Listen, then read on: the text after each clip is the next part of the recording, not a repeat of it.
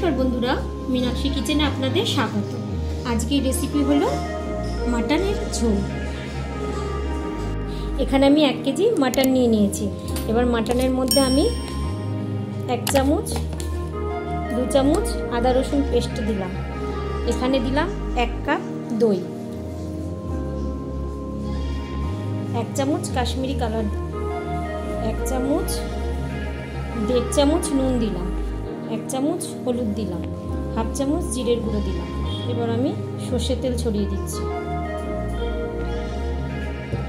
এবার আমি মাটনটাকে ম্যারিনেট করে রাখবো ভালো করে।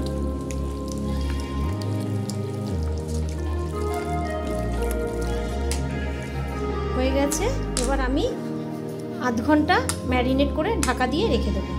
মাটনের আমি আলু এরকম করে পিস করে নিয়েছি। এবার আলুটা আমি ভেজে নেব। কড়াইয়ে তেল দিয়ে দিয়েছি, সর্ষের তেল। এবার আলুগুলো ভেজে নেব। এবার আমি এর মধ্যে নুন দিয়ে দিচ্ছি আর হলুদ দিয়ে দিচ্ছি। আলুগুলো আগে ভেজে নেব লাল লাল করে। আলুগুলো ভাজা হয়ে গেছে। এবার আলুগুলো আমি তুলে নিচ্ছি। এবার গোটা গরম মশলা নিয়েছি, গোটা গরম মশলা আমি তেলে ছেড়ে দিচ্ছি। 2টো তেজপাতা দিয়ে দিচ্ছি। এবার আমি পেঁয়াজ ছেড়ে দিচ্ছি।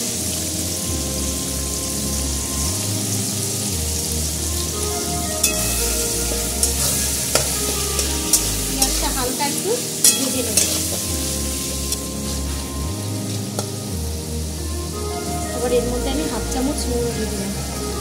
যেহেতু মাটনে দেওয়া আছে তাই এখানে আমি অল্প অল্প দেবো। এখানে 1/2 চামচ হলুদ দিলাম, 1/2 চামচ ঝাল লঙ্কার গুঁড়ো দিলাম, অল্প একটু 1/2 চামচ ধনের গুঁড়ো দিলাম। এবার আমি মশলাটা পুরো ভালো করে মাখিয়ে নেব। এবার আমি এখানে আদা রসুন পেস্ট করে রেখেছি, ওইটা দিয়ে দিচ্ছি।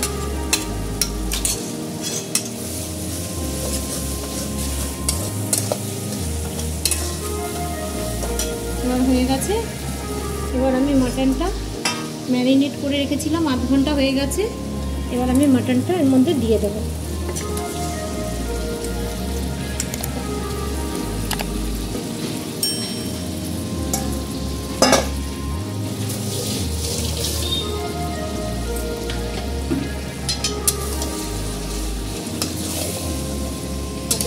মাটনটা এবার আমি ভালো করে পুরো কষিয়ে নেব, লাল লাল করে পুরো কষিয়ে নেব।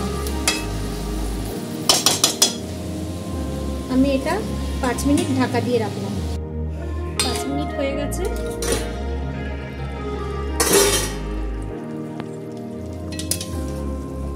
আমি এবার একটু উল্টে পাল্টে দিচ্ছি।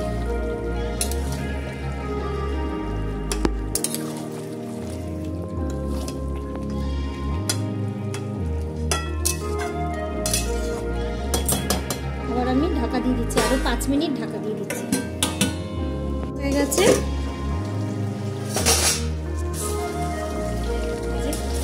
পুরো কষানো হয়ে গেছে লাল লাল। আর 2 থেকে 3 মিনিট কষিয়ে নেব, তারপরে প্রেসার কুকারে দেব।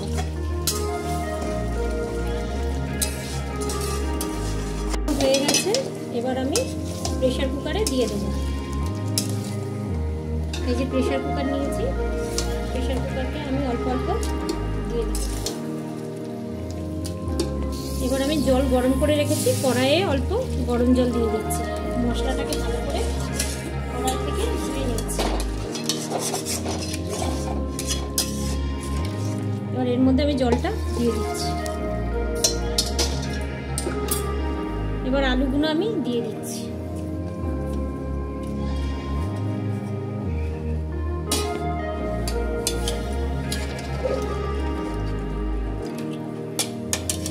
এবার এর মধ্যে আমি গরম মশলা দিয়ে দিচ্ছি।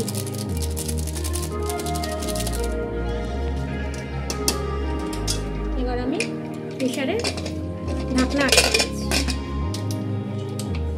এটা আমি 3টে সিটি দিয়ে নেব। হয়ে গেছে, সিটি মেরে নিয়েছি। এবার আমি নামিয়ে নিচ্ছি।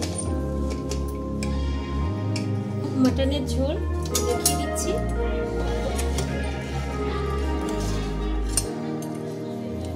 মাটন পুরো একদম সেদ্ধ হয়ে গেছে। আলু